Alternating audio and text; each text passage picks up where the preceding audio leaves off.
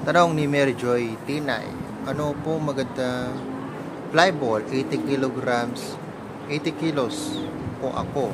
Parehas kami ng sakay ko 80 kilos. Ano po maganda bola para sa Honda Click 125 version 2 po? Oh, so total na halos 190 or 170 pala, 170 kilos ay kapag ano talaga sa motor, especially kapag matic, mas bumibigat yung load ng motor, mas kailangan niya ng mas mataas na RPM. So paano nagagawin niya? Sa bola, gagaanan mo yung bola mo. So para tumaas ng bahagya yung RPM. So depende sa pagtutono. Siguro pwede kang magsimula ng 12 grams straight sa Honda Click para makuha mo yung tono na gusto mo. Pwede kang mag-adjust kung sobra, 13 grams ka. Kung kulang, mas magaan pa.